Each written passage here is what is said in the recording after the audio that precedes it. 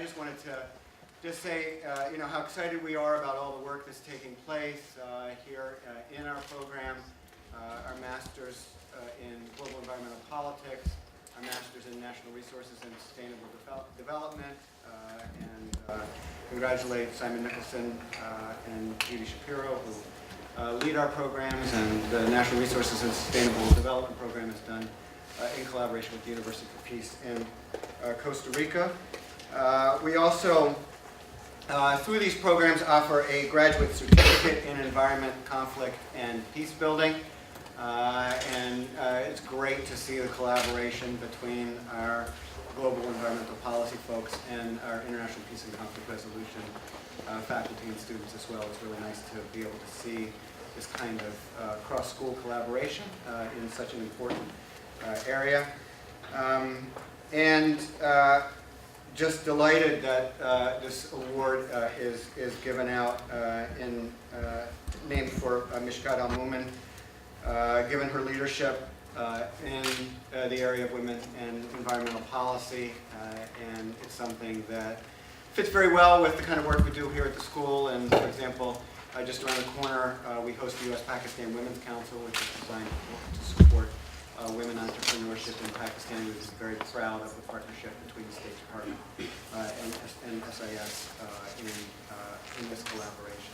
So I am going to turn things over to Carl Brook, who's going to introduce our speaker today. And again, thank you all very much for being here, and enjoy the session this afternoon.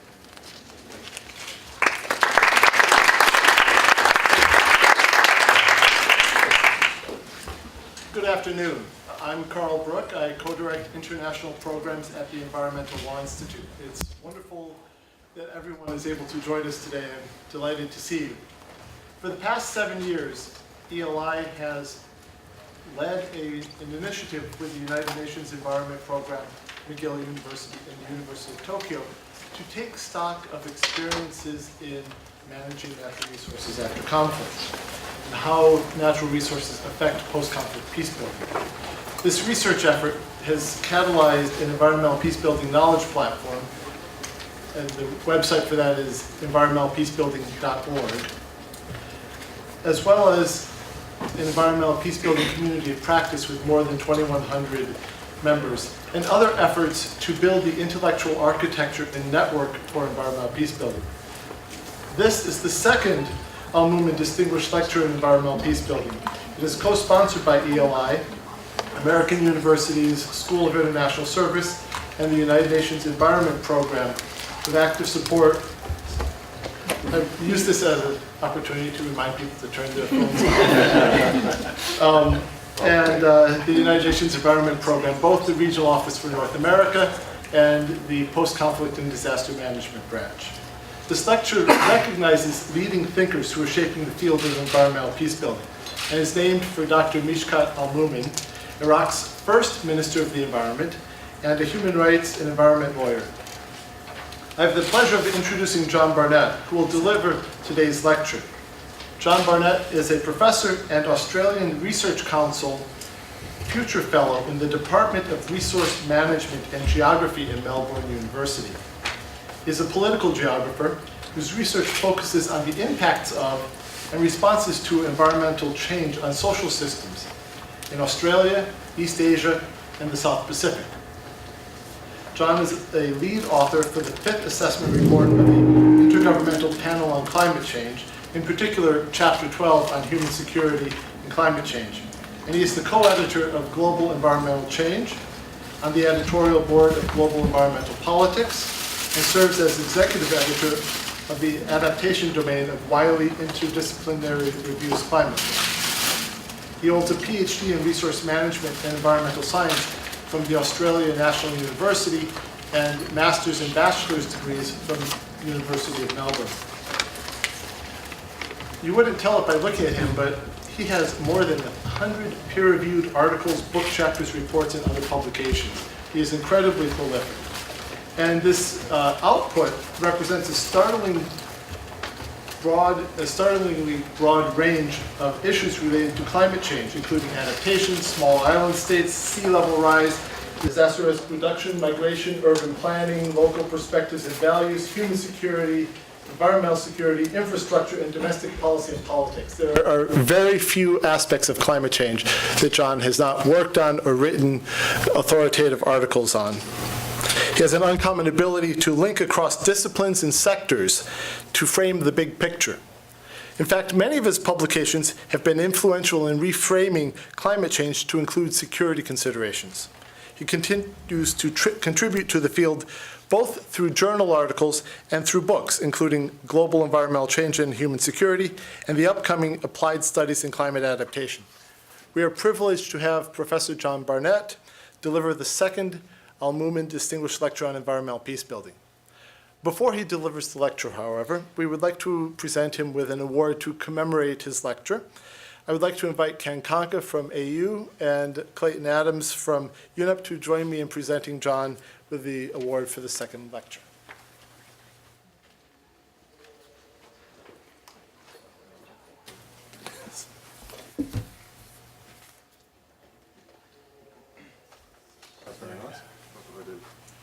If you want to hold it, we'll get a photo. Hold it up like it's Sports trophy or something. This is for the website. Yeah, we're right here. Ready? Thank you.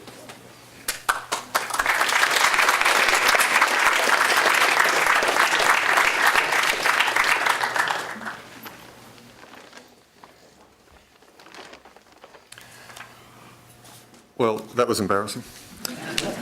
I actually didn't realise I was getting an award until Ken told me yesterday, and Carl said, well, we didn't tell you because you wouldn't have come, and he might have been right.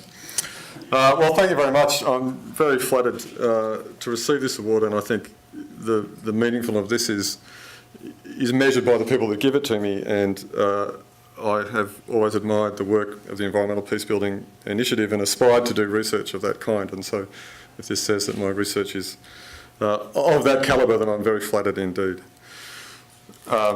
And certainly think very highly of Ken Conca's work, and I think you should give the award to Ken next year, Carl. So it's very meaningful, and thank you all for coming. I had a good day in the Global Environmental Politics program at American University, and I'm very impressed by this institution, by its people. It's an excellent program, has many well-known scholars, and so I've really enjoyed talking to people over the last day. It's a pleasure to be here. Let me start my talk today with a few general observations about climate change and security. And I think this quote captures the intent of what I want to say. It's not Carl, it's Groucho. But keep this in mind. We all accept that within the possible scope of topics on the subject of climate change and security, there are many reasons for concern, many undesirable outcomes that we're worried about. And across that spectrum, there are degrees of theoretical plausibility about the outcomes that we're interested in, and various forms of policy recommendations that we might think about. And they range from the concern we might have about the impact of climate change on poverty or hunger, through to the sovereignty and habitability of small island states. There's a wide range of things here. And for each of those, we can ask empirical questions, interrogate them with theory, think about what they mean in terms of action. Yet within this pantheon of issues, we seem obsessed or focused with the policy debate about climate change and violent conflict. And I think that this is really dominating our attention in a fairly unhelpful way. And of all these topics, this is the one where theory is weak. Indeed, we have almost no theory that explains how climate change might lead to violent conflict. And if you don't have a theory, then you don't know how to act. And if there is a policy recommendation that emerges from this possibility that climate change might cause violent conflict, it pretty much amounts to reduce greenhouse gas emissions and get ready because we're going to have a world of more war. And this plays out in policy communities in Australia, for example, with the Australian Defence Force and United States Armed Forces saying, well, we need to prepare for a more dangerous world.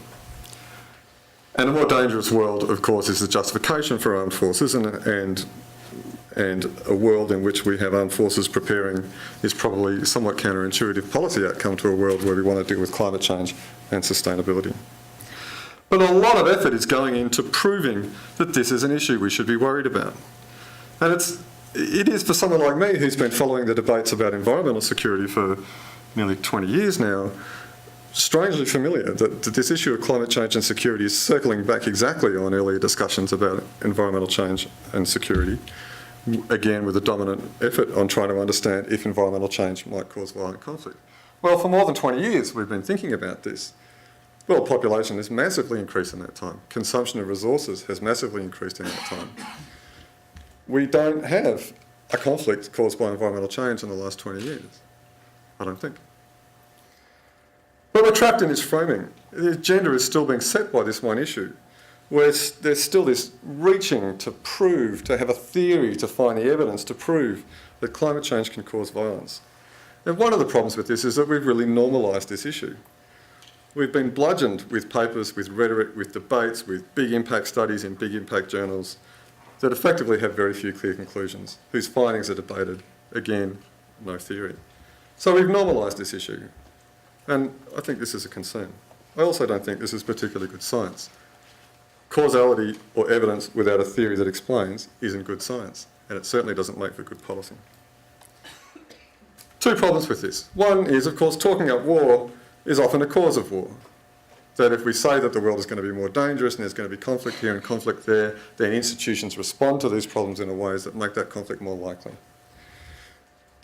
And I think this is a risk that we have, that in all the issues we might be talking about in terms of climate change and security, actually the one that seems to be getting the most traction or making the most noise is the one that actually has the most counterintuitive and counterproductive policy outcomes. The second issue is that no matter how you look at this issue about climate change and security, in terms of economic costs, lives affected, plausible theories or robust evidence, the issue about climate change and armed conflict is by far and away the least important issue.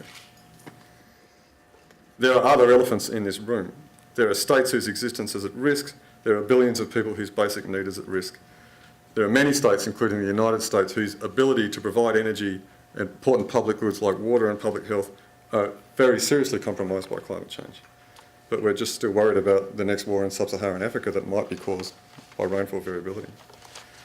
And if we focus our efforts on addressing these other challenges, our own vulnerabilities, the issues, the humanitarian issues of climate change, we might find we're talking about climate change adaptation, cooperation, peace building, the rule of law, confidence building, and sharing solutions to future challenges rather than military preparation for the next war. So to rephrase Groucho, we have this tragic comic science and politics of climate security that's looking for trouble, trying to find it everywhere, with very poor diagnosis and not particularly helpful solutions.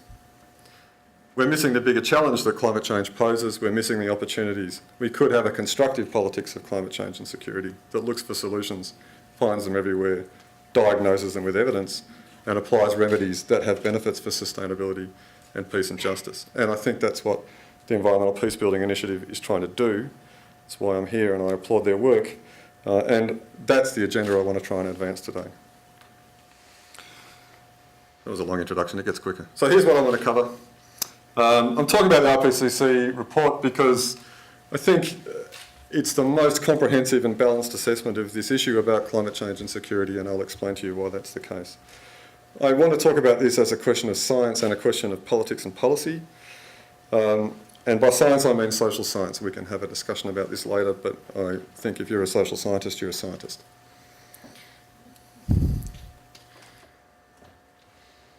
The issue of climate change, and I want to just step back a little bit and talk about this as a ontological and epistemological phenomena for a second, because I think this is important to understand. This issue about climate change and security lies at the intersection of the social and natural sciences. This is an important context. Climate science is advanced primarily through the use of mathematical models. They're good at explaining large-scale ocean and atmospheric processes. They're very good at that. But their explanatory power diminishes as they shift from explaining things in the Earth system through to biological processes, and then they diminish very significantly when they start to explain social outcomes. A general circulation model can't tell you what people are going to do and what the impacts of climate change are going to be on people. They can't explain important social processes. They do, because they're somewhat quantitative and mathematically based, do link to some degree quite well with quantitative explanations of conflict. And that's an important point of connection in some of this research that we're doing. But there are important a priori questions we need to ask here. There is an ontological question that we should take very seriously, and I'm a geographer, and geographers bend themselves out of shape on this question, about whether it's possible or the extent that a change in environmental conditions changes the behaviour of social systems. And the answer there is, it depends. But the answer certainly is not just because the climate changes, we go to war. That's too many lines of causality and assuming that humans behave like billiard boards on a table. And we don't. We have agency, we have culture, we have history, we have conscious thought, and so on. There's an epistemological question about the extent that we can understand the behaviour of social systems through the use of mathematical models. So this leads to some hard questions about the issues of climate change and armed conflict. Is it a meaningful question to even ask if climate change can cause armed conflict? How is it that we can explain this phenomena through the use of climate models and mathematical models? Can we? If a research student turned up and said, I want to understand violent conflict through the use of a general circulation model coupled to a statistical model, would you accept that as a plausible approach to understanding this problem? Or would you say, no, I think conflict is about power, political economy, identity, and so on, and you can't model those things? You think about that. And there's another issue here, which is the use of climate models and dramatic stories about the impacts of climate change to scare people into reducing emissions. That is a tactic that goes on for good reasons, and I don't fault their motives. But scaring people doesn't necessarily lead to emissions reductions. We know that quite clearly actually now. And the stories that are told sometimes have quite counterproductive effects on particular places. In my research on small island states, for example, so many people have said so many times that there's no future for small island states that a whole bunch of donors and investors say, well, there's no point investing in those places anymore.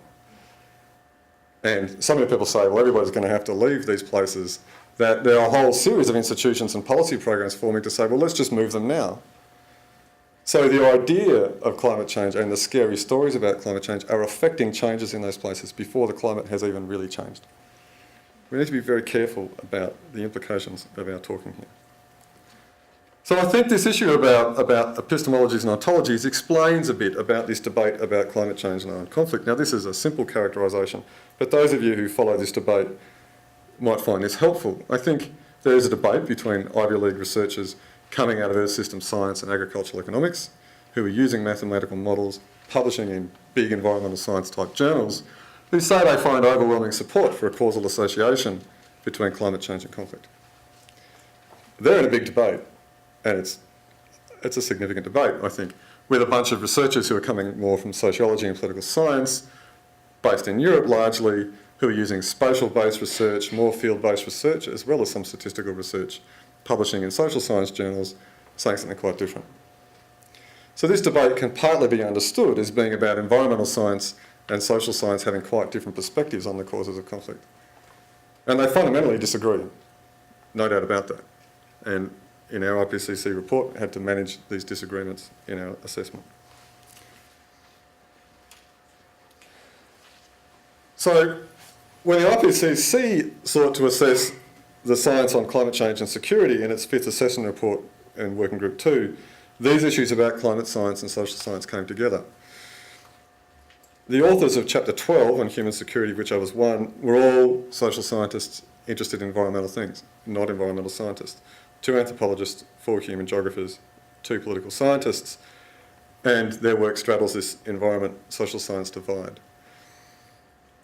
And that has meant, I think, that this is a chapter that is about social sciences. I think it's probably the most significant social science chapter in terms of its content that the IPCC has ever had. And I think a more balanced assessment as reflected in this chapter. So I want to talk a bit about this briefly. So this is the IPCC Fifth Assessment Report. Lots of authors from lots of countries, massively peer-reviewed process. In Chapter 12 on human security, we did this in this way. We started with a systematic search in Scopus using keywords, reviewed those papers, those that were relevant, followed up with things that were citing those papers. We updated this search quite regularly.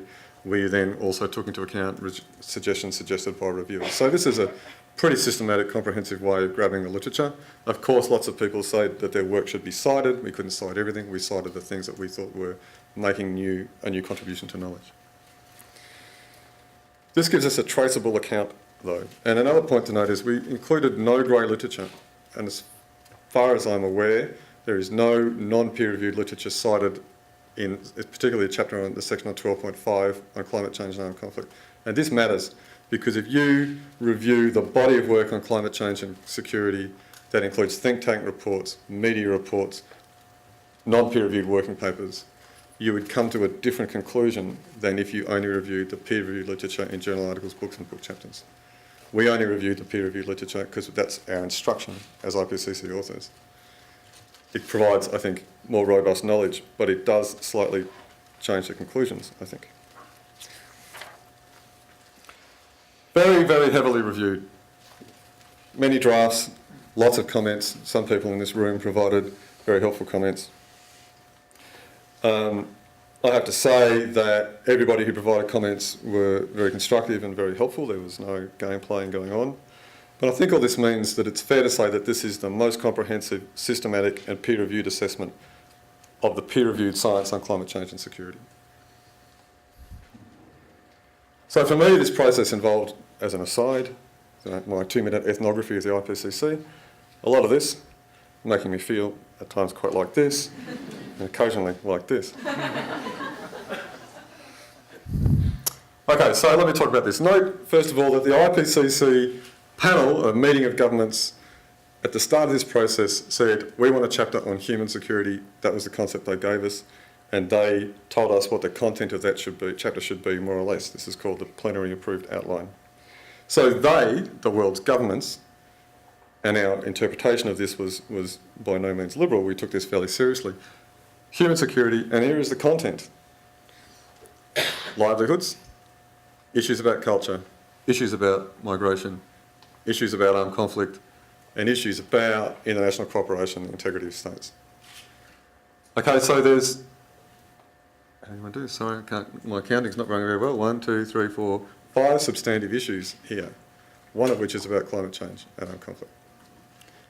And that's what we were given by the world's governments. I think that's interesting, and that the world's governments are as interested in the cultural impacts of climate change and the questions about migration and the questions about international cooperation as they are about the question of armed conflict. In fact, many are not particularly concerned about armed conflict. This is an agenda often being pushed by researchers more than states. So today I'm just going to discuss 12.5. You can read the report. I'm going to just give an overview and offer some reflections along the way. So our systematic search of the literature on this topic identified 4 issues within it. The first one is the one we hear a lot about, climate change is the cause of armed conflict. But there's other connections here. There is an emerging body of literature that we found about the conflict potential of climate policy responses. So we reviewed that. There is a body of literature that says that violent conflict causes vulnerability to climate change. And then there's a body of literature, which many people in this room will know about the possibility that peacebuilding and adaptation can be mutually supportive agendas. I'll talk about each of these briefly. There's 3 lines of evidence on the subject of climate change and armed conflict. The first is historical and paleoarchaeological, looking at large-scale disruptions in climate and the collapse of past empires. Most of this research suggests that changes in climate can exacerbate major political changes given certain conditions, including a predominance of subsistence producers in society, pre-existing and ongoing conflict, autocratic systems of government, and empires that are losing power in their peripheries. So under conditions of stretch and conflict, climate events do seem to be associated with the collapse of some civilisations. But this is in the past. The causal pathways that link the change in climate to the demise of civilisations are not well understood.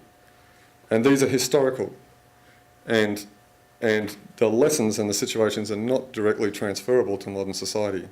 We have a whole series of institutional and technological capabilities now that arguably render the lessons from this less important or relevant. There's a whole heap of studies investigating variability, which is not climate change, it's climate variability, as proxies for the kinds of longer term changes that might occur in climate. I overwhelmingly focus on instances of conflict in Africa, so there's sampling on the dependent variable, and I'll come back to that point. Some studies find a weak relationship, some studies find a no relationship between increases or decreases in rainfall or temperature, and overall, collectively, if you assess this literature as a group, you can't conclude that there's a strong positive relationship between climate variability and armed conflict.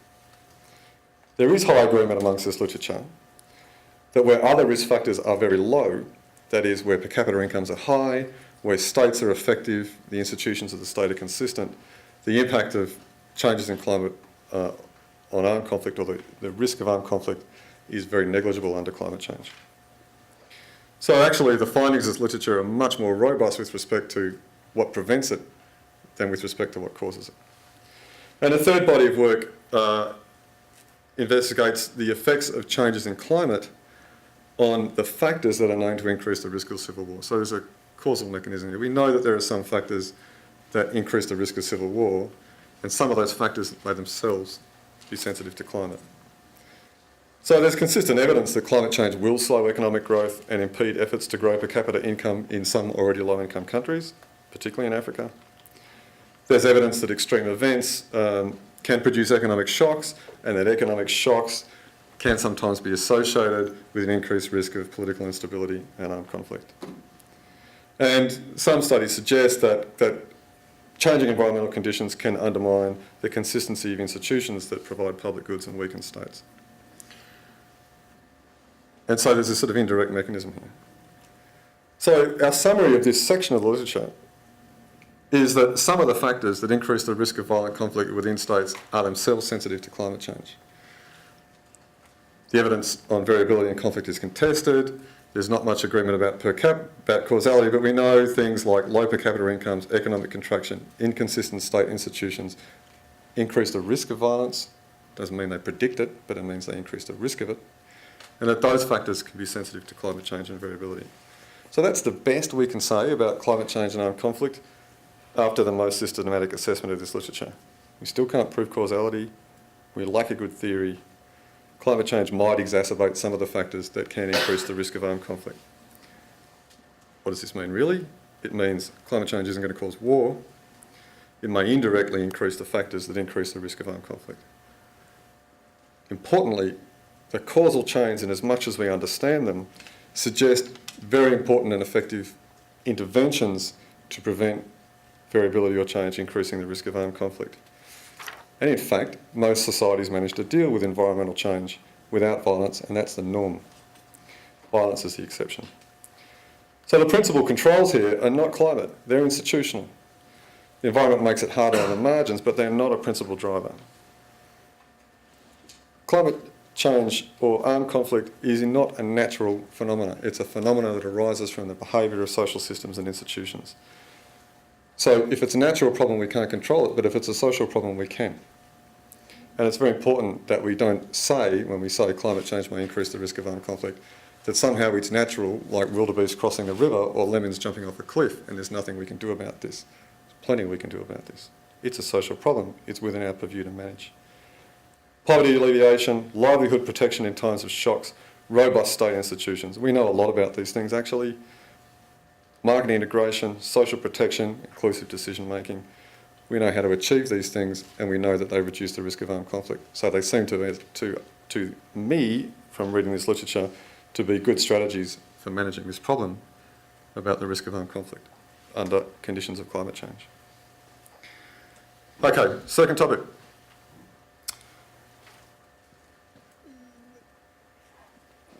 Under some circumstances, efforts to mitigate or adapt climate change can change the distribution of access to resources that can have the potential to create and aggravate conflict.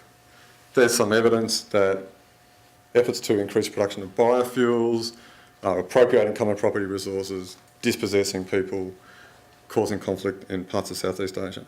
There's some evidence to suggest that programs around RED, land use change type activities around carbon, are increasing conflict in some circumstances.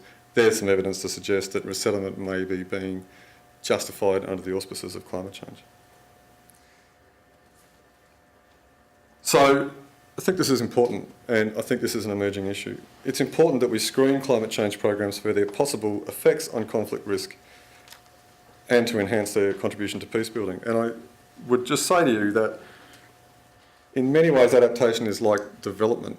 There are now big bags of money being promised, burning holes in the pockets of donors, being implemented by green groups that don't have much of an idea in some cases about conflict or about development, that could potentially cause an awful lot of trouble coming into the future, and we need to be very wary of this. Governments and development banks looking to do something, anything, not based on a particularly good diagnosis of the problem and not necessarily following good principles for the implementation of development type projects. We're talking about big sums of money on climate change mitigation and adaptation now. The Copenhagen Accord committed to spend $100 billion per annum on mitigation and adaptation by 2020. Might not happen, modalities are not clear, but $100 billion per annum of trawling the developing world looking to do something has the potential to do an awful lot of good, but it also has the potential to cause conflict if it's not done well. This is a big challenge that we're facing now. Third point is a fairly axiomatic one, that if you are in a place or places that are affected by violent conflict tend to be very vulnerable to climate change. There's a very strong association. In fact, famine nowadays is almost only a cause in situations of violent conflict. There's a very strong association between hunger and poverty and places that have been affected by violent conflict. It systematically damages all the capitals that are considered necessary to help to adapt to climate change. And this is an important finding for which we have very strong evidence about this. And indeed, the evidence here is strong, and I think sometimes we're missing the point when we say, well, climate change might cause armed conflict. We know very clearly that violent conflict causes vulnerability to climate change. I don't talk about this very much. It's not politically nice to talk about in the Framework Convention of Climate Change. It does have implications for where we might prioritise our efforts on adaptation, however. Here's some evidence about this. A strong association, if the Human Development Index is taken as a proxy for adaptive capacity, that countries that have experienced conflict perform more poorly on the Human Development Index.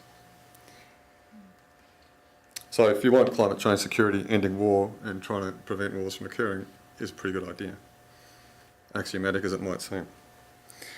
Finally, a point about peace building and adaptation. We know that natural resource management and by extension potentially climate change adaptation can help build peace to avoid conflicts. There's actually a pretty good body of evidence emerging that groups and countries will cooperate on climate change and managing the risks of climate change, where they may not cooperate on other issues. The stuff about river basin management is an obvious example. I think it's important, the point in italics is my point, that in post-conflict reconstruction, issues about property rights, access to land and distribution of resources are very important, not just for building peace, but also for reducing vulnerability to climate change. So this implies to me an international policy agenda so far about the need to reduce emissions, of course, about targeting adaptation efforts at places that have a high risk of armed conflict, at least as suggested by the theory that we have, which is not much, that ending armed conflict is always a good thing, that we need to mainstream adaptation into post-disaster, post-conflict reconstruction, that we need to screen climate change projects for their conflict risk potential. So these are the conclusions of section 12.5. The risks are indirect. The major driver of insecurity is conflict. They're creating vulnerability to climate change, but there are opportunities here. Which brings me to the next part of my talk. I want to build on some of these insights and offer three ways of thinking about the way we might advance a more virtuous science and policy and politics of climate change and security. And for want of a better term, I've called it a science of resilience peace, and we can have a big argument about that later. And then some ideas about what this might mean. So let me just make a couple of basic observations and a theoretical proposition with which we have a fair bit of evidence. That climate and variability and extremes are ubiquitous. We've always had them. They go on around the world all the time. There's lots of disasters everywhere all the time. as a point of evidence, the climate changes quite a lot, actually. And climate change is occurring. This is a graph from the IPCC, like all IPCC graphs, it'll do your head in, and I'm not even going to try and explain it to you, but you can download it and have a look at it for yourself. But that actually, for all this climate variability and for all this change, peace is reasonably ubiquitous, actually. Now, this is a very interesting map. It shows countries, not points of conflict. But most countries are not in conflict, even though they're experiencing massive amounts of climate variability and there's observations of climate change all over the place. So there's a really important quote I read a long time ago when I was a graduate student by Gandhi. He said, when two brothers fight, history records that, but when two brothers cooperate, nobody notes it.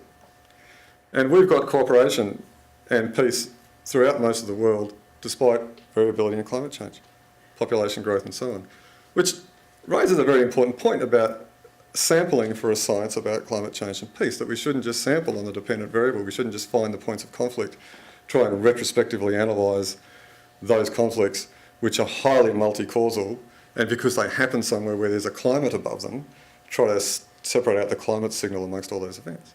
Perhaps we should be looking to the places that have all sorts of risk factors, climate variability, but no conflict, and try and learn what it is that prevents conflict. So, knowing the causes of violence doesn't actually necessarily explain the causes of peace. We might also want to study peace under conditions of climate variability and change, where violence is likely but doesn't occur. That's a really big sample, actually. That's most places throughout history, everywhere on the face of the earth. We're not sampling those, we're only sampling on the dependent variable, and we're only studying things retrospectively. It's actually not great science.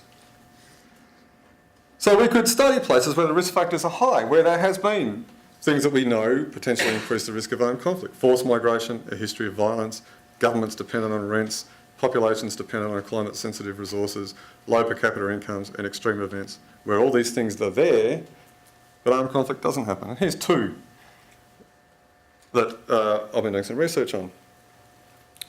Marshall Islands has had massive amounts of nuclear weapons testing, huge problems of forced migration, enormous social problems arising from that. A government very heavily dependent on rents. This is the Bikini Atoll Town Hall. You'll find it on Majuro, which is the main island of the Marshall Islands, not in Bikini Atoll, because nobody lives in Bikini Atoll.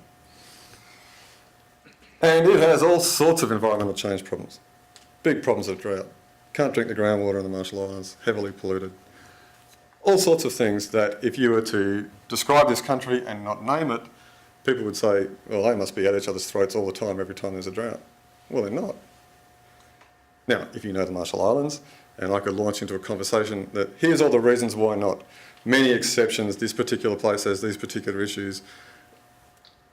Fine. It's the exceptions we want to study, isn't it? It's the reasons for peace that we want to understand in the Marshall Islands. We might learn something from that that helps us prevent climate change causing violent conflict. Here's an even better example. By some estimates, the Indonesian occupation of East Timor was on a per capita basis the most violent episode in history. In 1999, about 70% of the population were upmoved, many were forcibly moved across the border. The human rights atrocities that occurred in East Timor are absolutely appalling. If you want to make sure you don't sleep for a couple of weeks, read the report on reconciliation in East Timor. Weapons everywhere, strong history of violence, a whole generation of people raised under one of the most violent regimes in the world. 80% of the population no access to electricity, widespread problems of child malnutrition, strong history of people fighting to get their rights and resistance, unbelievably pervasive climate variability. This is from some research we did. Massive problems of drought. Affected by El Nino, there's some underlying climate pattern that caused drought every 4 years. Most of the kids in East Timor through most of these dry periods, almost every year, eat 1 meal a day. You can get off the plane, you can see kids with stunting. This is a place just on my doorstep that has, you know, at one point there was the least developed country, the poorest country in the world with the worst rates of malnutrition in the world. There's absolutely every reason, if you were to study the literature, to think these guys should have been killing each other every day since 1999. But they don't. There have been some little flare-ups, not associated with climate. They have massive problems, they're frustrated, but they don't fight. And it's interesting to know why, and we should study why. What is it about the Timorese that makes them not fight? What can we learn from that if we're serious about maintaining peace in the face of climate change? This is what I mean about a resilient peace. Isn't our objective here to make sure that we can keep peace and build peace despite climate change? And if we want to do that, a science of that should lead us to study peace, not just study conflict. So we tend to do this research thus far by looking at cases of violence retrospectively, trying to find a cause amongst multiple causes. Classic problem of multiple causality. I mean, if violence was easy to understand, we probably would have solved it by now. There are all sorts of problems with this research about primary data sources. A very interesting paper published by Tobias Eder recently that discusses this, and it's very convincing. Problems about attribution, strength of environmental signals, how we draw boundaries and what a conflict is in space and time and so on. It's actually a very difficult exercise to pick a pastoral conflict in sub-Saharan Africa 2 years after the event and go and try and find out what caused it. Possibly impossible. But we could be picking these places at risk. We could be studying them now, monitoring changes into the future, learning what amplifies and reduces violence as it happens in these places to build up a body of evidence that tells us how to avoid conflict despite changing climate. So let me talk a little bit about what we might do about this. And think about this at two levels, at the local level, which is where I do a lot of my work now, and then at the international level. The literature on rebel recruitment and the political economy of conflict is quite interesting. And it says basically that people join armed groups. I mean, let's step back for a second, sorry. An armed conflict requires a labour force. It requires people to pick up a weapon and be willing to kill other people. Where does a labour force come from? How does that happen? Well, it happens under conditions when people have very little to lose, when the opportunity costs of joining an armed group are very low. Nothing to lose. And possibly that being in an armed group might get me something better than nothing. So this is why you see more men being recruited into armed groups than women, because women tend to have caring responsibilities for children or family or for their parents. So the cost of joining a militia group are, at least in theory, higher for women than they are for men who have fewer responsibilities. And men have all these social norms and expectations that they should be important and powerful and influential and make their way in the world. They're frustrated. A bunch of guys comes along and says, join with me, we might get some money, we can make something happen. They join. The point here is about choices. People join armed groups when they don't have many other choices, when the opportunity costs are low. A very short version of a theory of vulnerability or social vulnerability to climate change is that people don't have choices. They can't get out of the way of a climate event. They can't migrate because they're too poor. They can't deal with their water resource problems because they haven't got the capital, the technology or the social resources to deal with those problems. The most vulnerable people are people who have the fewest choices. The least vulnerable people are people like us, who can move, who've got money, who've got assurance, who can buy and sell properties, who can do whatever we need to do to get out of the way of climate change. Choice is important. So rebel recruitment, which is a key part of armed conflict, and social vulnerability to climate change are both about social choices that individuals have. So we could advance adaptation to climate change and peace building through practices that expand people's freedoms and choices. And I think, and my more Marxist colleagues always get stuck into me about this, but I think Amartya Sen's work on this is quite good, and he did win a Nobel Prize, so there's some truth to suggest that it's worth paying attention to. He talks about freedoms and opportunities based on the economic successes of the East Asian economies, his observations about famine, about the freedoms and opportunities that occur in liberal democratic societies, which tend to be generally the more peaceful societies.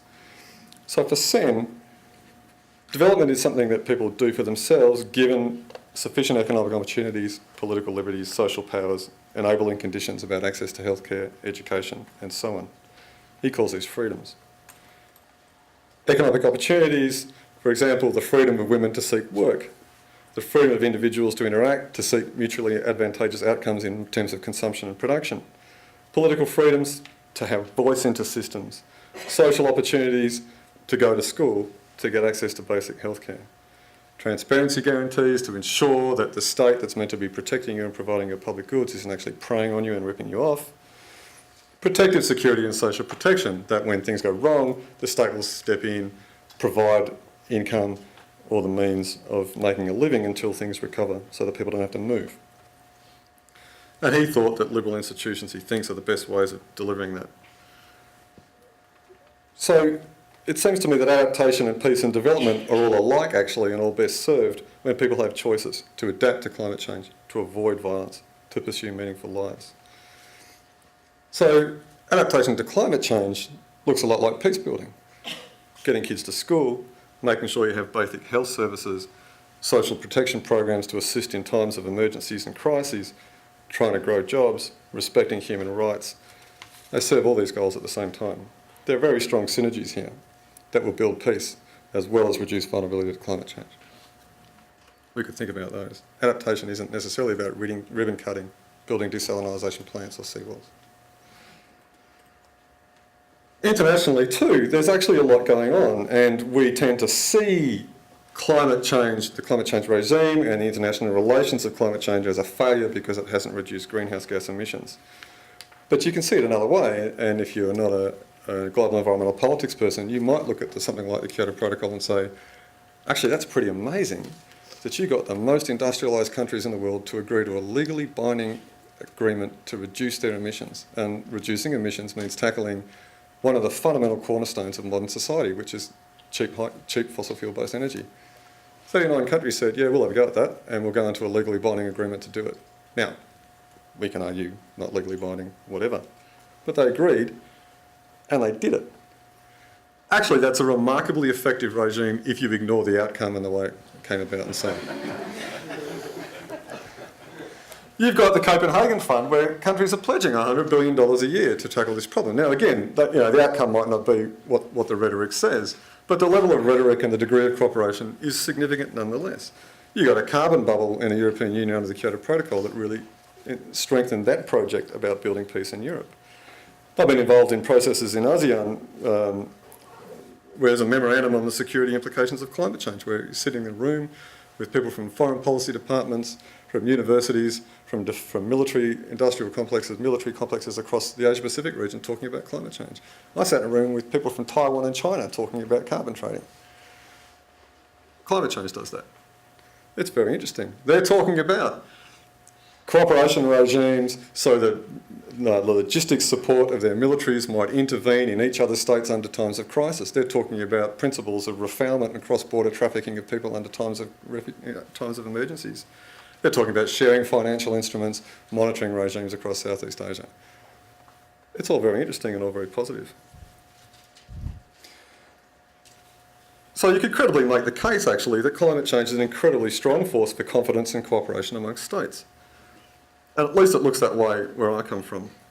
And in these dark times, even if we're not seeing big reductions in emissions, the fact that states are continuing to at least talk about climate change and make an effort, I think is encouraging. In fact, you could argue that climate change is doing more to build peace than it is to cause violence, if you look at this kind of level of interaction.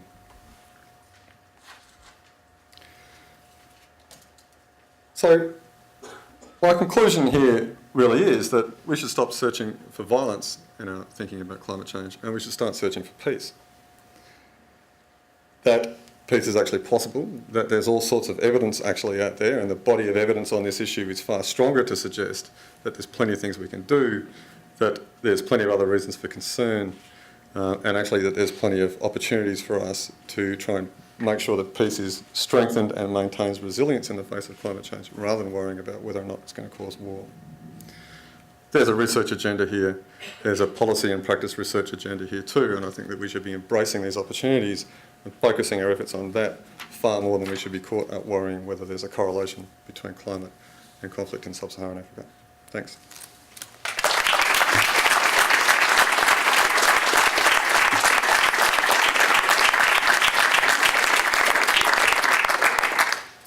What do I do now, Dad? Do I sit down? Sit, John. Good. With that on every Q&A. So Yeah, I'll just turn off that now.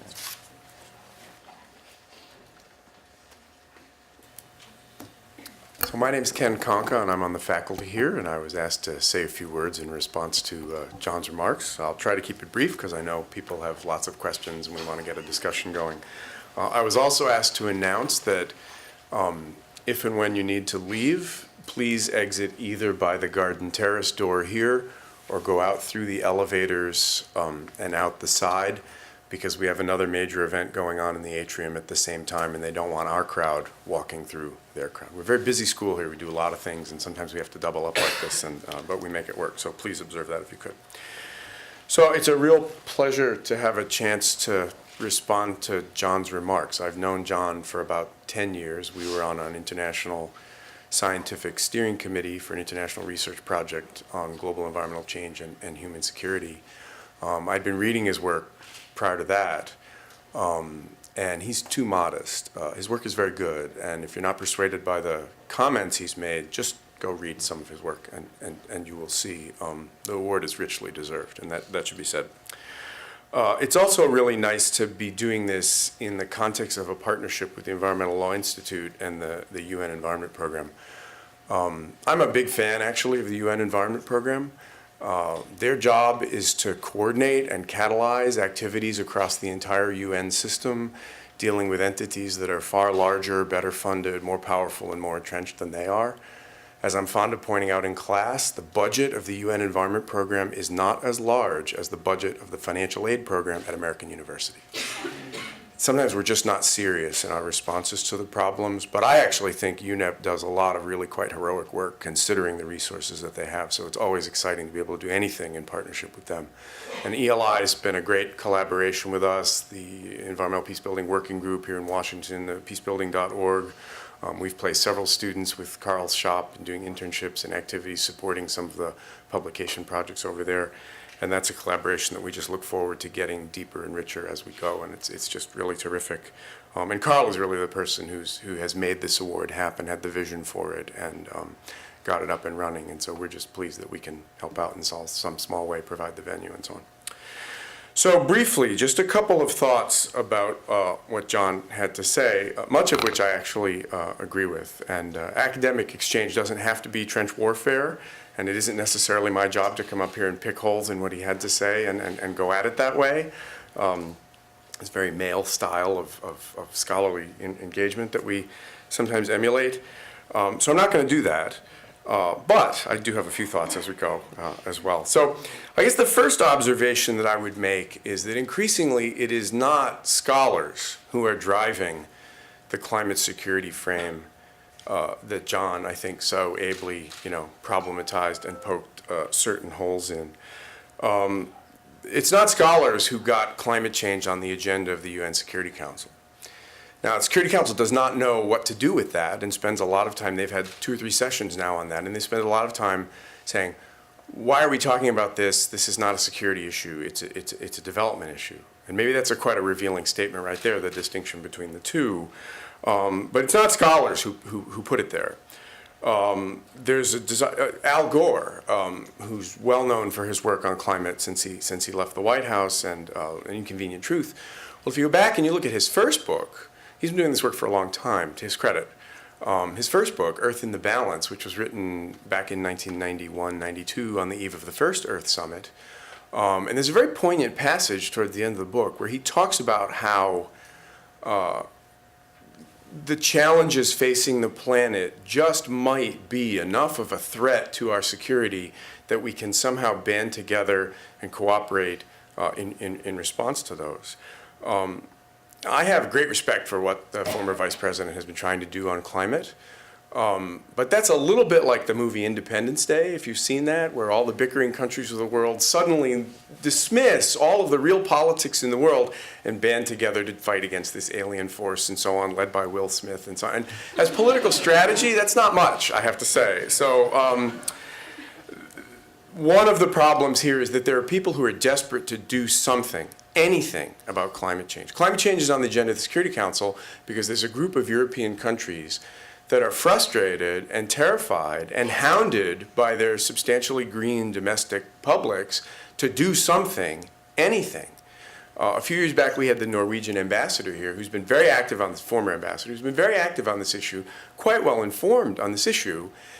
And some of the students in the audience raised the question of, why are you securitizing this issue? Isn't there a danger of militarizing this? Doesn't this get in the way of the cooperative discourse that we so desperately need?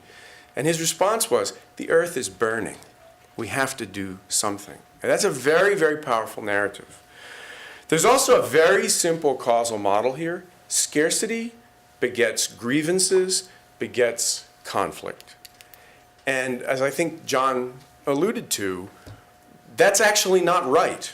That's not the dynamics that lead to the particular kind of violent conflict that scholars who study this have emphasized.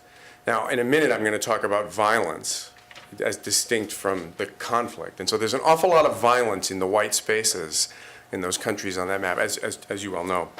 But that simple causal model is very, very powerful. When I teach a course on this material, I spend the first third of the semester deconstructing that model. It's like Walter Mondale said in a debate with Ronald Reagan. It's not what he thinks he knows that scares me. It's not what he knows that doesn't know that scares me. Back up. It's not what he doesn't know that scares me. It's what he thinks he knows that just ain't so.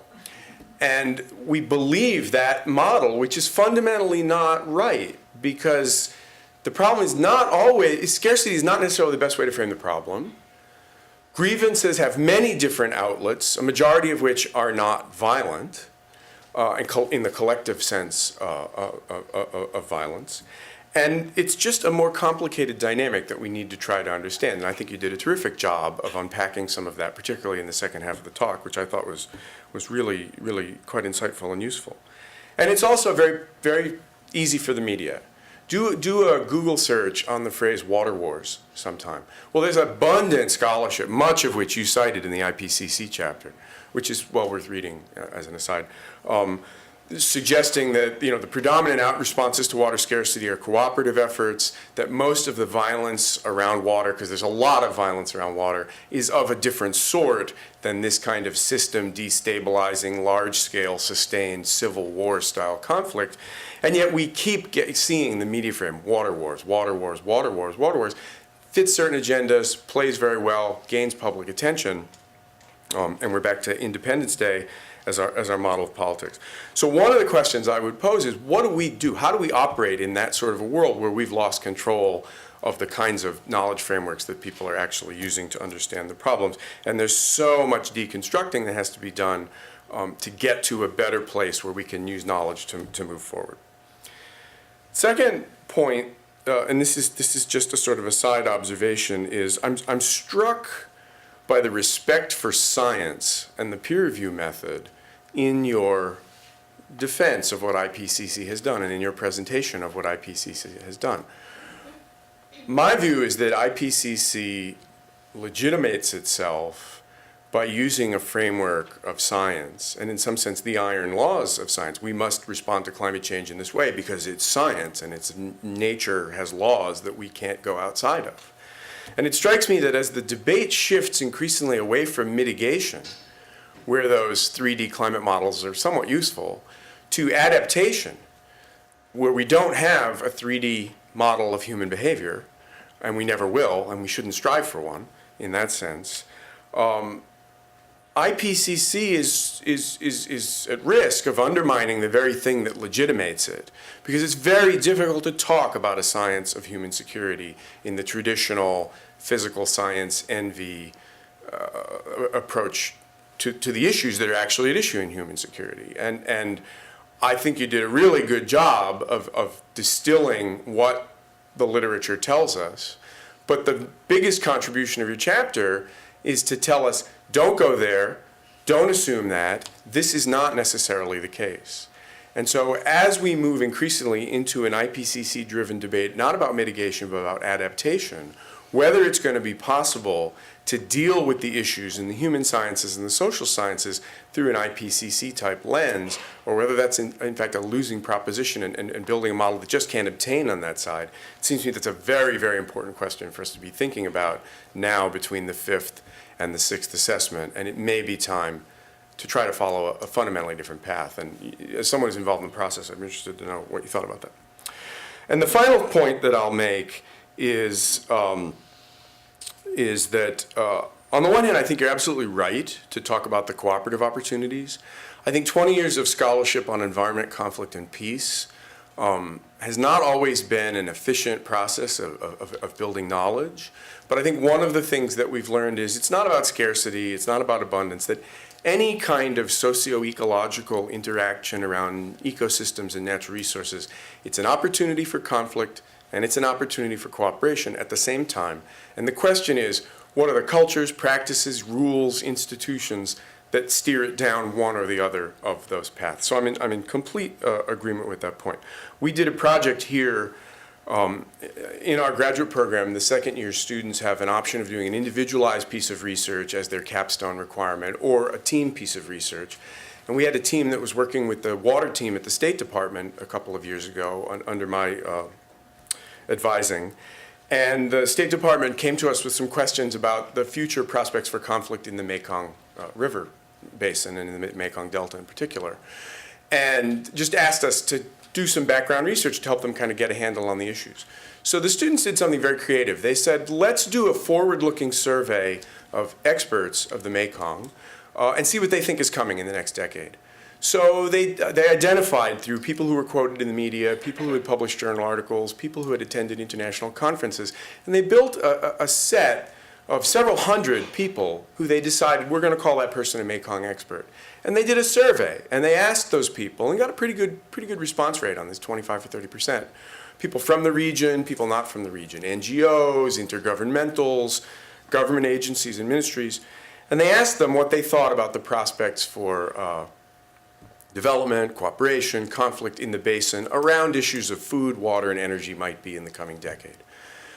By more than 2 to 1, the responding experts thought that climate change was on balance going to be a driver of cooperation in the region rather than a violent conflict in the region. And at the same time, more than 90% of the respondents felt that the Mekong was headed for a period of intensified violence.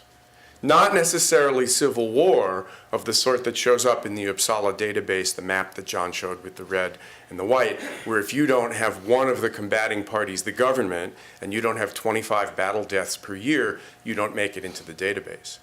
So, spend some time on the ground in the Amazon. It's a zone of rampant violence around environmental change. And yet Brazil codes as a country at peace every year in that database.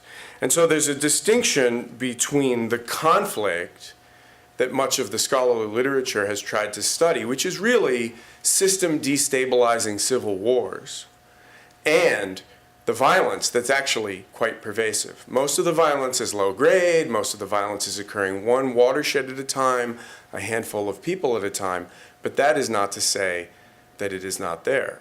And so the only, and I know John was just speaking in shorthand, but the one point I would pull out, when you say violence is the exception, I would actually say sustained and large-scale violent responses against the state by the people who are actually in the crosshairs of climate change, that's what's the exception. There is a good degree of violence here, and I think the second half of your talk, talking about how do we find these possibilities for peaceful resilience, particularly with a heavy dose of social justice and human rights, is probably the single best pathway toward addressing that problem, which frankly most of the scholarly literature has not done a very good job of even chronicling, much less identifying causal mechanisms and possible responses. Thanks.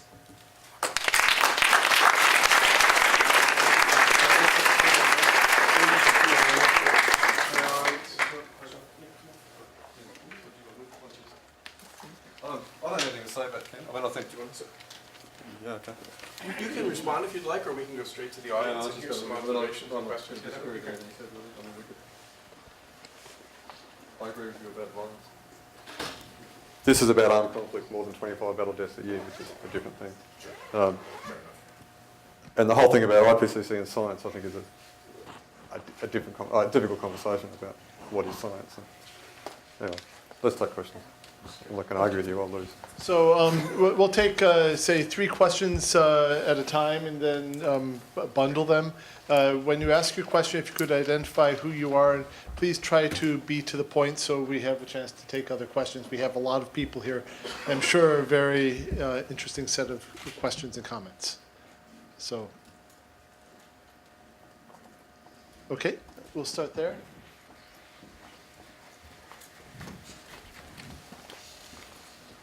Hi, thank you. My name is Swati Viraval. I'm from the Army Corps of Engineers, and I was interested in your point about not having enough choices that created vulnerability.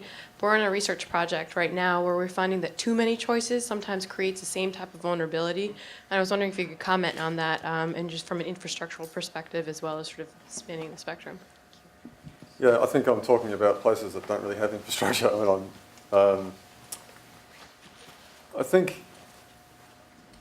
I think what I said is generally true. I'd be interested to know what the example you're talking about is. I do think, though, that there's more. So it's interesting to understand vulnerability as a sort of latent condition of potential impact. And what happens in climate change research is we don't really have many examples of people actually adapting. And so what we do is we go through and we say, well, what are people's capacities to adapt? And we assume that if you're rich and you're living on a road and you've got a telephone and you've got insurance and a nice big house on poles, you're not vulnerable. But if you're dirt poor, you are. And there's quite a lot of research, and a graduate thesis I've just supervised does this very well, that shows that actually there's not much of a relationship between the ostensible measures of adaptive capacity, people who have all this stuff, and what they actually do. And then what matters more is how people perceive the risk, whether they think they can do something about this, all these kind of things that the psychologists are showing, what mobilises people to act. So counting stuff and measuring stuff is not always a good indicator of whether or not people are going to actually do something to reduce their vulnerability. So that may, without knowing the case you're talking about, that may explain this. This student's research was in the most bushfire-prone part of Victoria, one of the most wealthiest parts, had been very aware of bushfire risk in a previous season, very wealthy, blah, blah, blah, blah. She analysed their actions against a set of statements of behaviours that were expected of households to prepare for bushfire risk in that area. I mean, anywhere in the world, if people were going to adapt, it was this place. And of the 39 households she did really in-depth quality work with, she classified 5 as adapting. Right, so, something like 20% in the place in the world where you would think there's the most adaptation going on, people are not adapting. It's got nothing to do with how rich they are or their infrastructure. So there's other things at play here. My name is Malini Ranganathan and I teach in GEP. So a few years ago, an article in Nature that you went on to criticize heavily had a photograph in it. It was an article trying to prove the link between climate change and violent conflict. And the photograph was of an armed militia in the Sudan. And the subtitle read something like, "Drought-stricken Sudan is a hotbed for civil unrest or civil war." And you're absolutely right that Africa is held up as this poster child of the link between climate change and war. Why is this? Why do we keep returning to these tropes of Africa being this hotbed for violent conflict due to environmental change? A, and B, is there any nuance whatsoever from the new global security actors that in fact Europe has had a role to play in the long-lasting conflicts in Africa, which is a sort of irony that these are the same actors now pushing this idea and this agenda of security, given a longer legacy of decolonization. It's very problematic, and I'm searching for any type of nuance whatsoever, and I don't see it. I'm sure that you're better able to answer your questions than I am. Thank you for that.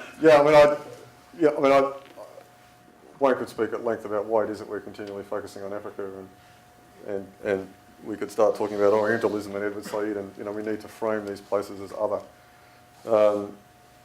It is where most of the armed conflict occurs, so from an empirical reason that we study that, but I find it to be very problematic indeed that we're continually framing Africa as a place where all these things are happening. And at the same time, we're missing all the good stuff that's happening in Africa because we just want to keep believing that Africa is where all the problems are. And there's a really serious danger, I think, in sort of saying, well,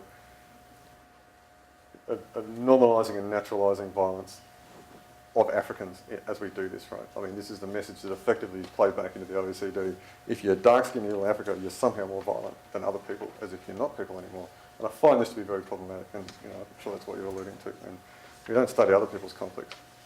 It's very interesting. I mean, East Timor just disappears off the radar, even in Australia. We get the news about conflicts in Sudan, but we forgot our own history in East Timor, which is a 45-minute flight away.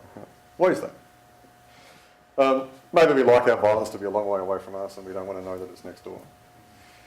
Yeah, I mean, I think that the really good analysis of the Darfur conflict, for example, is all about the playing of the state under conditions of drought and resource capture and the traditional promotion of elites by colonial structures and so on and so forth.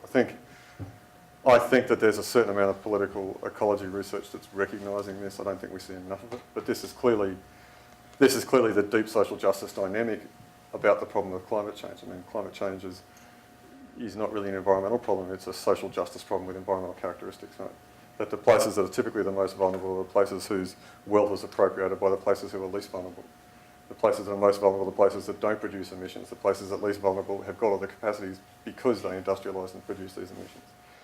You know, and then now we have the sort of additional irony that we're increasingly look like we're going to do adaptation to you guys rather than actually let you adapt or facilitate adaptation as well. So there's all this kind of, you know, typical asymmetries of power that seem to be repeating themselves across space and time in this kind of process that, you know, it's certainly not blazed across the pages of all the environmental science journals, but, you know, it exists, the literature is there, but not as much as it ought to be, perhaps.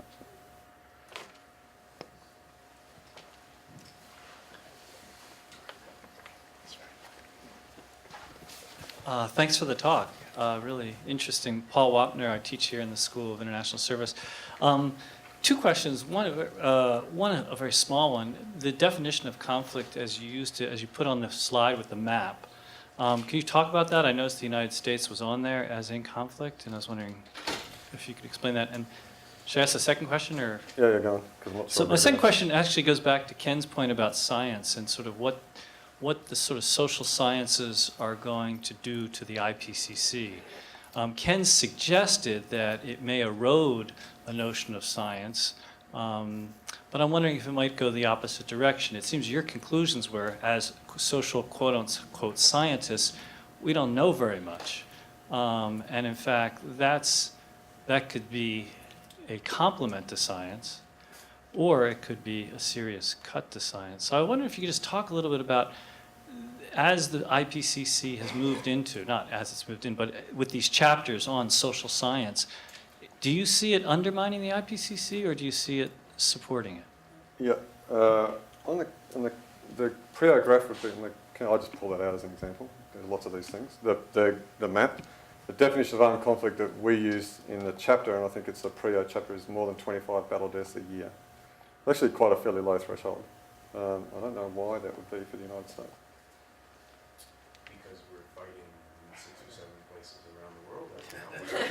25 people have died. We're fighting in Mali. Yeah, well, so whether it's I'll give you the full list. Yeah, I'm aware of this, but I wasn't sure that they actually mapped that back on the US. So I'm not sure.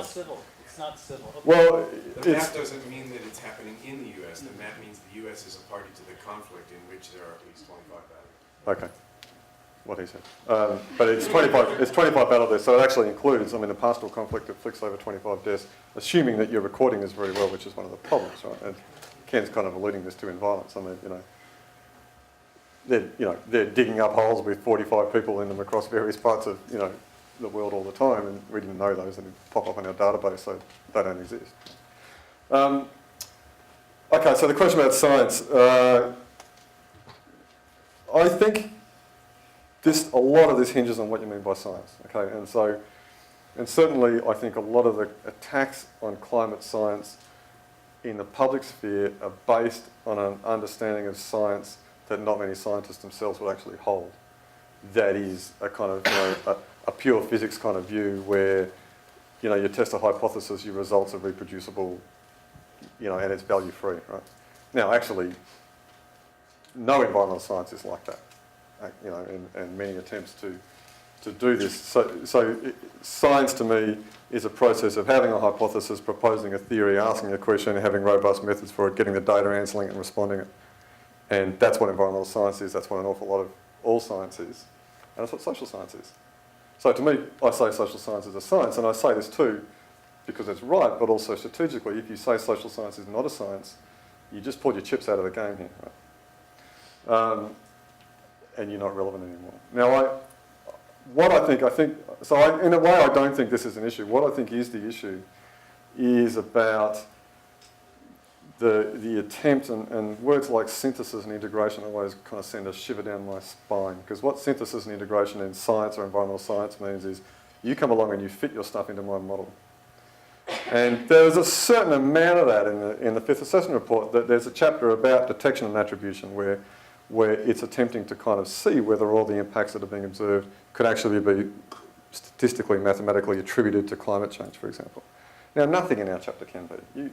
It's not possible. We just don't fit into that model, right? And the test for the IPCC was, well, what are you going to do with the contents of our chapter if you can't say that it's detectable or attributable to climate change? And this sort of gets to the heart of what your issue is. And the view was, well, the government's wanted an assessment of this. You conducted an assessment of this. And the thing about peer review was, presumably that means it is at least mostly science and not just making things up. And it's okay. I mean, it's sort of cool with that. So actually, I think it enhances the IPCC to allow these different forms of knowledge or different forms of science into the report. The question is, or the issue is, that it can't allow stuff that is completely off reservation from what we might define as the scientific endeavour broadly defined, right? So one of the first things we did in our chapter was we wrote a box, and it's very interesting to read, what constitutes evidence in this? And we talked about chains of causality, that, you know, we may have evidence about this bit, we have evidence about this bit, and trying to link these things up with kind of theories that explain and so on. So actually, as a social scientist, it's very challenging to write this, to actually say this is science and here is why in a box that's going to be read by climate modellers is, you know, it's a test.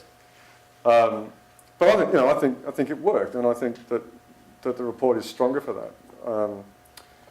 Where I suspect there could be an issue is the extent to which the IPCC can begin to talk about decision-making processes. I find that to be rather interesting, because I'm not so sure that that is a science. I think that's much more a prescription.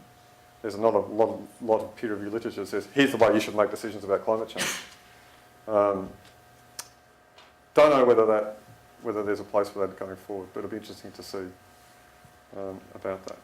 So I think the IPCC is stronger for it. I don't think anybody really holds this kind of virtuous idea about science anymore anyway.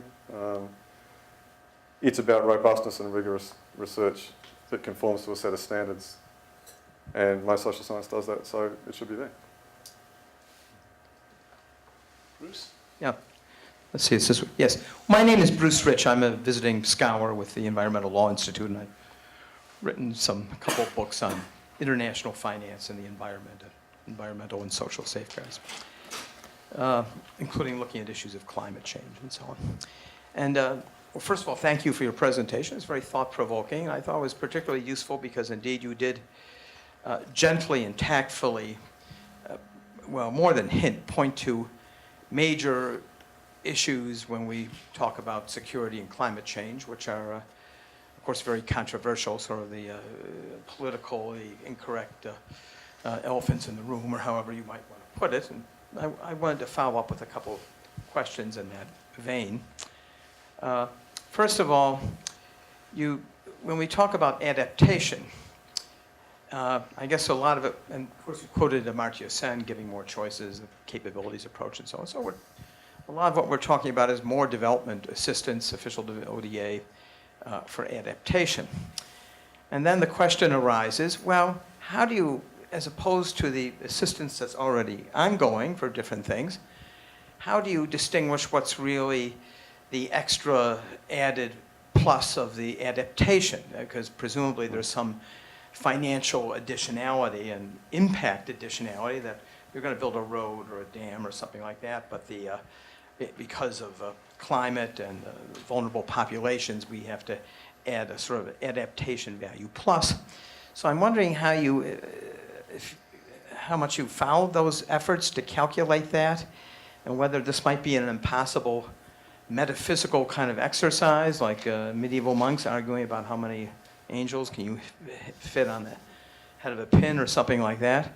I'll give you one example, and I have friends in the German KfW, which is a huge financial institution, which gives a lot of development aid, who were tasked with calculating how much the KfW, how many hundreds of millions of dollars they were lending for adaptation. And they told me, well, we just make it up. Well, of course, it's impossible to calculate it. But we just take everything that we're doing and kind of tweak the figures and make up some figures that seem plausible. We report that to the OECD, because that's what the OECD ministers and the development assistant bureaus do. And we know it's all a fraud, but at least that they actually believe it, and that no one's going to take the trouble to really figure out that this is impossible to calculate. So I'm just wondering how we get to adaptation finance, and whether this is a rather quixotic task. Second, bigger question, maybe it's unanswerable. When we talk about adaptation, making peace more secure in terms of climate change and so on, well, we're talking about the poorest populations in vulnerable areas, whether it be in South Asia, China, Sub-Saharan Africa, etc. And of course, this is really a question of political economy, because what we see in a lot of these areas of the world is that unfortunately the governments have been taken over increasingly over the past 20 years by criminalized oligarchies with huge amounts of black money flowing through things, where people are actually the poorest, most vulnerable populations are actually being displaced through land grabs, both domestically within countries and then externally in Africa, where actually we have a oligarchic, criminalized sort of a mafia capitalism. India is a country where it's gotten much worse in the past decade. There's a big literature, just to cite one example, but quite a few other examples. And net result is that the poorest, most vulnerable populations are pushed into areas where they're being made more vulnerable to everything, including climate change. Now, obviously, the IPCC can't come out and point fingers at the regimes of various countries and what's happening in the world. And of course, you have the followers of Thomas Piketty and all that, the debate over inequality. I'm just wondering, among yourselves, how do you wrestle with those issues, or do you ever discuss them, or do you decide, well, we got to stay away from that because we can't talk about what everyone knows what's going on, or maybe people don't agree. So that's a second. I don't know if it's an answerable question, but it's a reality, in my view. I mean, I should be clear, I'm not sitting here talking as an IPCC person, I'm sitting here talking as an academic. I mean, I think the point about additionality is vexed. I think you're right. It goes on both sides. I think you alluded to this, that governments contributing finance under, say, the Copenhagen Fund need to demonstrate that their contributions are additional to their ODA. So actually, if you think about that, that means they are going to need forward projections of what their ODA budgets are going to be, and then demonstrate that their contributions are additional to that. And very few governments have actually done that, right? So from a developing country point of view, they're saying, we want you to demonstrate that your contributions are additional to your ODA, and there's not a lot of evidence that they are. That's difficult. It's a problem of counterfactuals. How do you know what might be, or how do you know what could have been, and so on.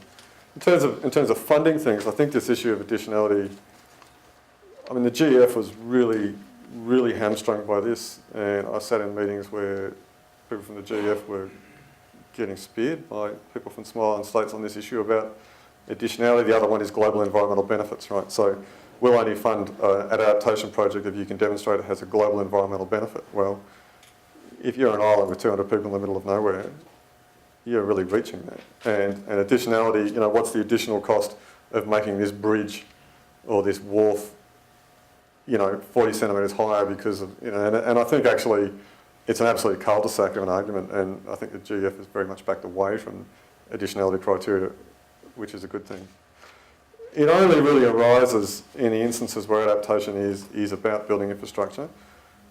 I think generally that we should build the infrastructure that we need to build irrespective of climate change or not, right? I mean, I don't think we should be not building distributed solar energy systems in the highlands of East Timor because it may or may not have anything to do with climate change. I think we should be doing that because that's what people need. I don't think we should be improving primary healthcare to deal with malaria, whether it is or isn't a climate change. I think we should be doing that because we should be doing that, right? So additionality sometimes gets in the way of actually countries funding what's important and doing what needs to be done.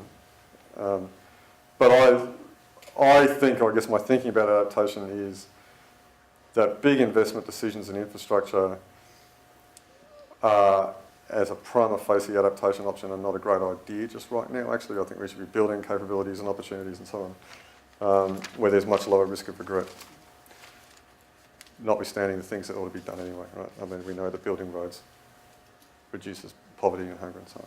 So I just think the additionality argument is a bit of a cul-de-sac for all sorts of reasons. It makes us think about adaptation the wrong way. And it creates this kind of, we do it for climate change or we do it for development and not either sort of thing. This brings to the sort of next point. I think you're absolutely right. I mean, I think there's no shortage of lessons we could learn from 70 years of development assistance to be applied to adaptation funding. And every lesson is important. And, you know, I mean, I speak as somebody very sympathetic to developing countries and do a lot of work in them, but when I hear it said that, you know, we don't want the Paris principles for ODA effectiveness applied to adaptation, I think, well, that's not right, actually. Adaptation's only going to be bilaterally or channeled to governments, is only going to be as good as the governments they've got. I think there are certainly, I could give you examples where governments have said, we need adaptation funding to help these vulnerable people. They've taken the money.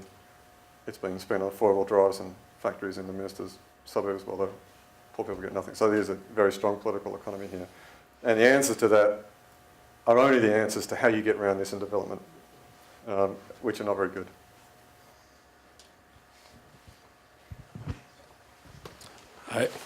Hi, I'm Jeff Gustafson. I'm a grad student at Duke University. When you opened your talk, you talked about how 20 years ago we were having pretty much the same circular conversations. You have these multiple camps that essentially still disagree with each other. I'm wondering, especially since you've just done this synthesis for IPCC, where's the cutting edge stuff? Where do you see this going? Are we going to have you back in 10 years to say that we're still in disagreement? Like, what from your perspective, where is this going as a discipline, as a field, and what gets you excited about kind of new ideas and new approaches? Yeah, I mean, I think I don't think that continuing, you know, I think I made this pretty clear, and I know that there'll be various people in various universities in the country who are writing me emails just right now, that continually to kind of reconstruct conflicts to find a climate signal or an environmental signal is ever going to work. It's just multi-causal, and conflict just is not primarily influenced by environmental change. So conflict happens in places that have water and soil and climate.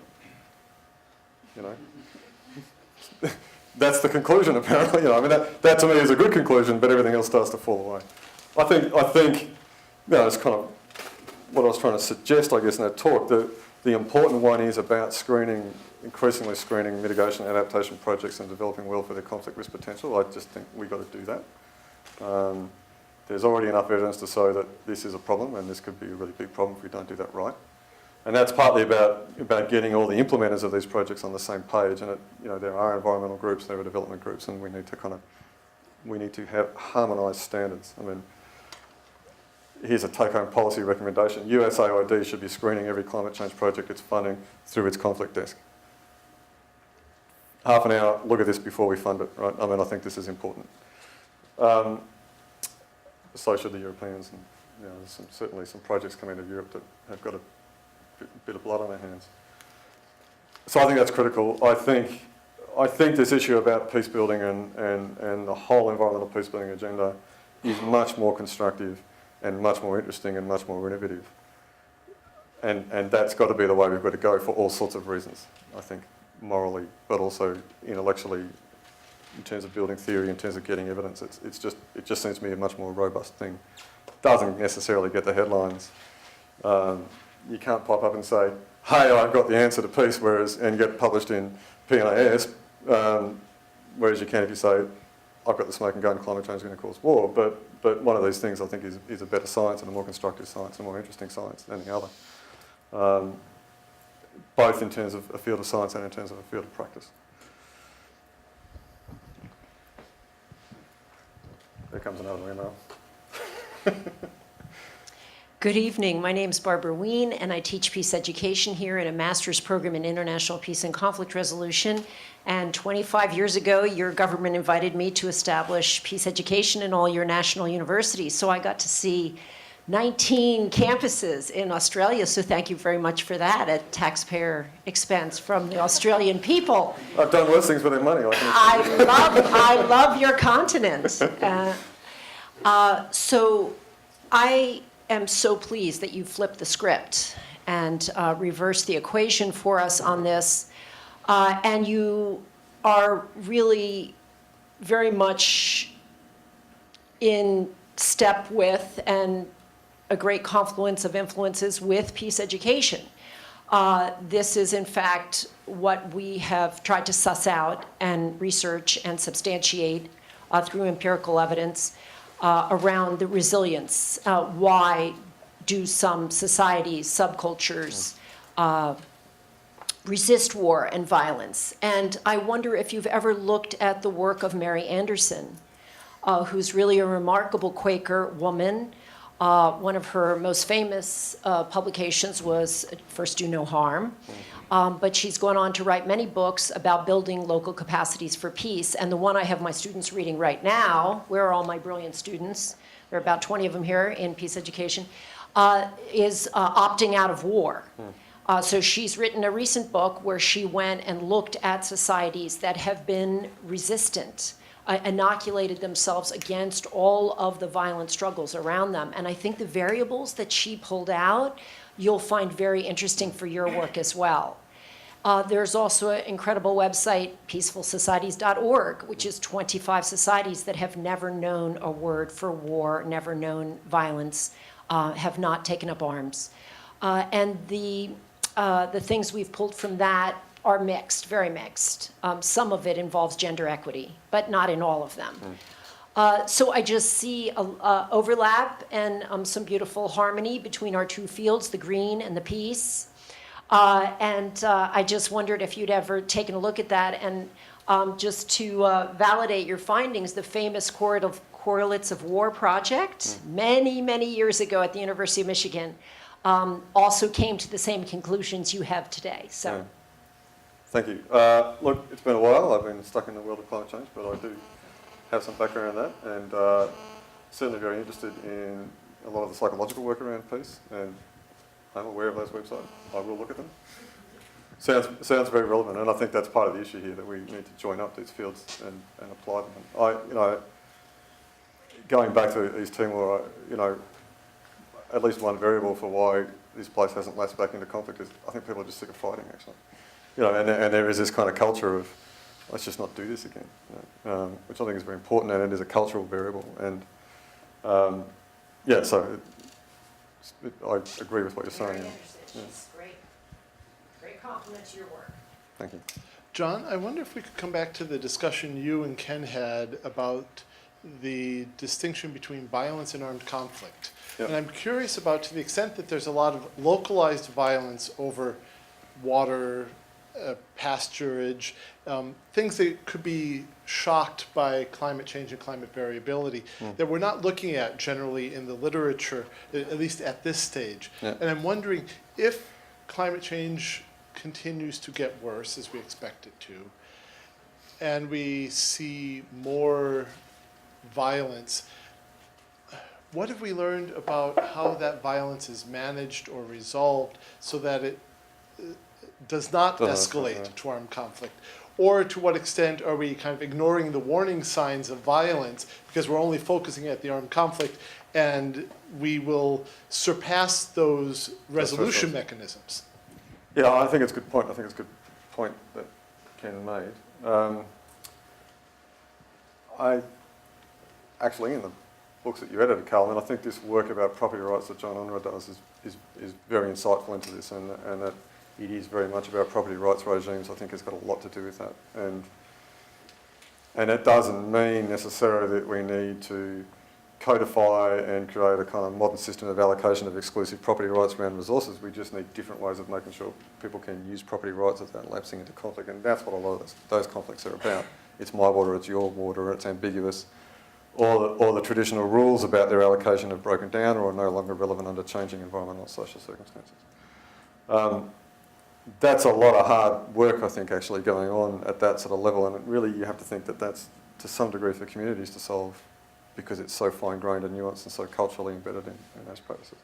I would say that the need to fight on those kind of situations is a function of resource dependence. When those things matter for your life and your death, then there's a lot at stake, and that the same kind of processes I was talking about livelihood resilience, livelihood diversification, more sustainable forms of livelihoods reduce the dependence on those climate-sensitive resources, right? So one of the things that goes on the Pacific Islands, where I do a lot of work, for example, and you know, talk about the Marshall Islands, one of the things that's going on there is that households have multiple income streams.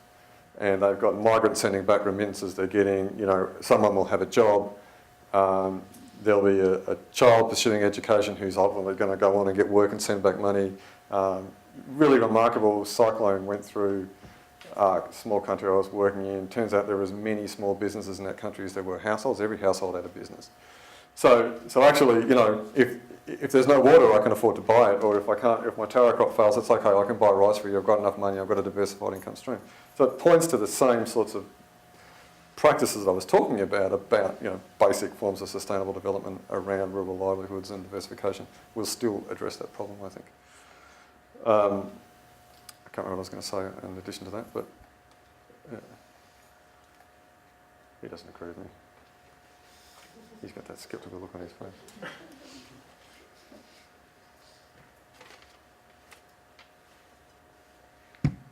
Any other questions or comments? I think with that, hand the microphone over to Clayton Adams for some closing words.